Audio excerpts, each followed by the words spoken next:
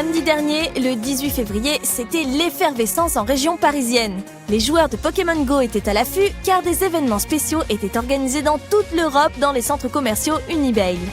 Mathieu Defayette, directeur adjoint de Niantic Labs, était présent sur place et a pu nous parler de cette opération. Unibail, en fait, c'est la plus grosse foncière d'immobilier commercial en Europe. Je crois que c'est la deuxième au monde. Ça veut dire quoi? Ça veut dire qu'ils ont des centres commerciaux, ils en ont 70. Aujourd'hui, on en active 58 dans le jeu. Ça veut dire que ces 58 centres vont faire partie de l'univers Pokémon. Et dans ces centres, on va avoir une concentration bien supérieure à la moyenne de Pokéstop et de gym. Et d'avoir surtout beaucoup plus d'occasions de trouver les nouveaux Pokémon parce qu'il y a des leurres qui ont été disposés sur tous ces Pokéstop et ces gyms qui ont été activés cette nuit. Donc c'est tout frais. Cet événement correspond aussi au lancement de la seconde génération de Pokémon dans le jeu. Alors cette nouvelle génération, elle était très attendue. On a eu le côté génial d'avoir eu un lancement pareil, c'est qu'on a eu presque 600 millions, un peu plus de 600 millions même, de gens qui ont téléchargé le jeu dans le monde entier. C'est 10% de la planète. Et en fait, on avait calibré nos serveurs pour répondre à une demande déjà très élevée qu'on appelle de 100 000 requêtes par seconde. C'est comme si tout le stade de France se levait à un moment et devait passer par une seule porte. C'est ce genre de problématique qu'on fait à faire face les ingénieurs. Et on a atteint des pics à 4,5 millions. Donc c'est plus que ce que Google fait dans une grosse journée. Et donc ça donne une masse critique intéressante en termes de feedback. Et donc on a eu beaucoup de feedback et comme tout fan, les fans ont des requêtes positives, négatives.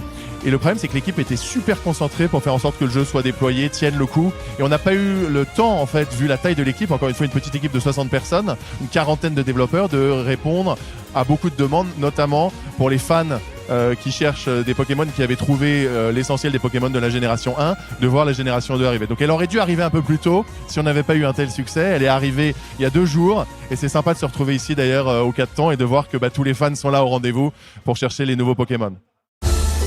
600 millions de téléchargements, des pics à 4,5 millions de requêtes par seconde, des chiffres époustouflants pour un projet qui a été lancé par une figure regrettée du monde du jeu vidéo. Le patron de Nintendo, qui est décédé l'année dernière, Monsieur Iwata, était un fan du jeu Ingress, qui est le premier jeu qu'on a monté en 2012. Et la petite histoire veut que à Kyoto, où sont les bureaux de Nintendo, il jouait au jeu tous les jours en promenant son chien. Et il est monté à un niveau dans Ingress assez incroyable, un niveau 16, qui est un niveau très difficile à atteindre.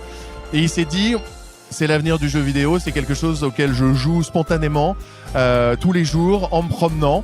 Et j'ai beaucoup de plaisir à y jouer. Et on a, nous, Nintendo, pas tellement pris le virage du mobile. Et je pense que ça serait intéressant de faire des choses avec cette petite société californienne. Et donc, il nous a contactés. John est parti chez Nintendo à Kyoto et ils ont commencé à discuter de cette franchise extraordinaire que Nintendo connaît bien parce qu'ils ont une participation dans The Pokémon Company.